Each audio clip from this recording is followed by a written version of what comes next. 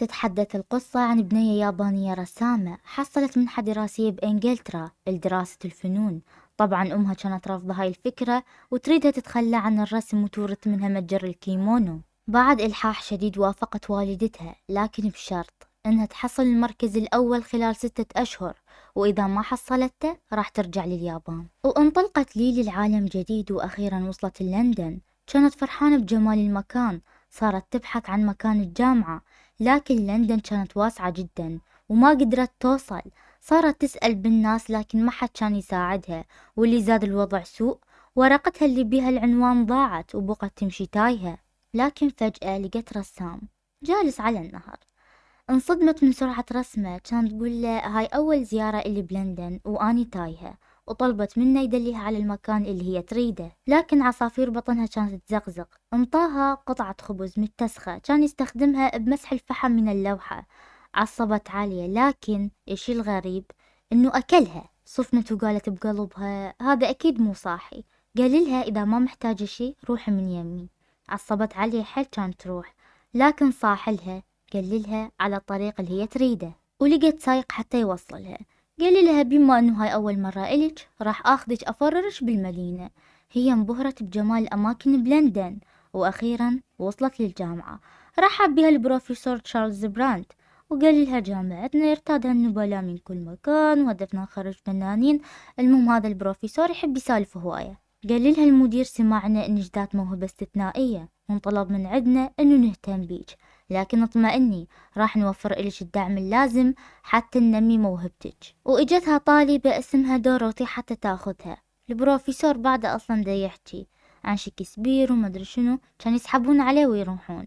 صاروا يتجولون بالجامعة، وأخذتها للمعرض. شوفتها الرسمات اللي فازت بالمسابقة. قالت لها كيت هو الشخص الوحيد اللي دائما يفوز بالمركز الأول، وإن هو شخص عبقري واستثنائي ومدري شنو. قامت تمدح بيه. قالت لها عوفينا من هذا كله، انت من الساموراي؟ ليلي صفنت عليها، قالت هاي تجافة على هاي السالفة، لك اني لا يم الساموراي ولا هم يحزنون. قالت لها لا، انتو اليابانيين كلكم ساموراي، قولي لي وما راح اقول للناس على حقيقتك.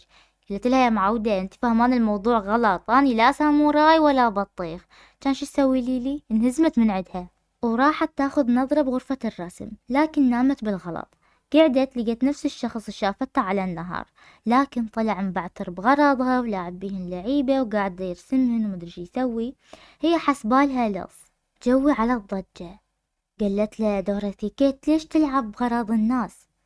سمعتها ليلي، قالت هذا كيت؟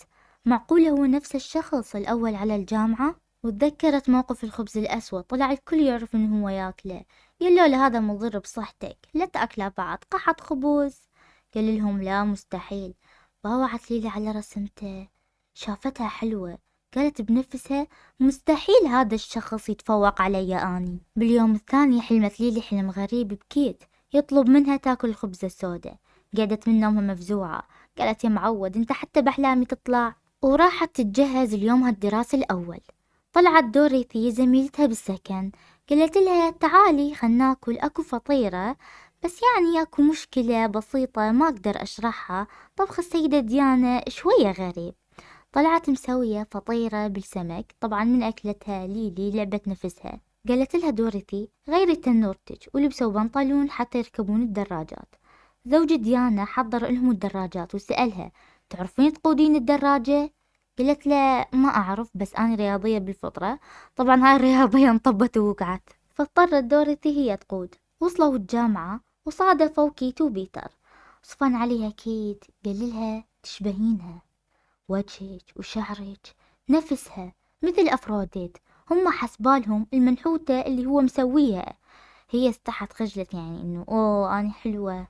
قال لهم ما اقصد المنحوتة، اقصد حصاني. ليلي عصبت لان حسبالها يستهزئ بيها، بس يعني راح تعرفون منو افروديت بالحلقات القادمة.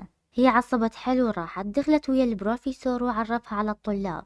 قال لهم هاي زميلتكم جاية من اليابان. قاموا يحجون عليها انه اليابانيين ياكلون سمك ني واشياء منتهية صلاحيتها. هي طنشتهم وانطاهم البروفيسور واجب انه يرسمون الوجوه التعبيرية للسماء. راحوا حتى يكملون الواجب قبل ما ينتهي الموعد، لكن الثلاثي المزعج قرروا يخربون عليها وأخذوا اللون الأزرق من ليلي بدون ما تدري، وبقت تدور وتدور. قالت هسه شلون راح أرسم؟ كان يشمر لها كيت لون من عنده. استغربت ليلي إنه انطاها اللون غالي الثمن، وانتهى الموعد وأخذت ليلي المركز الثاني وكيت المركز الأول. قالت لازم أتفوق عليه وإلا راح أرجع لليابان.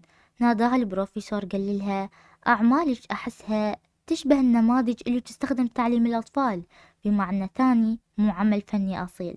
طبعا هو طحن بخاطرها حتى يشجعها بطريقته. دعوها جيفيرو ودوريتي وياهم، لكن ليلي رفضت إنه تروح وياهم. جلست بمكان وحدها ترسم. كان يجيها كيت قال لها عيريني دراجتك بمكان اللون اللي انطيته إلك.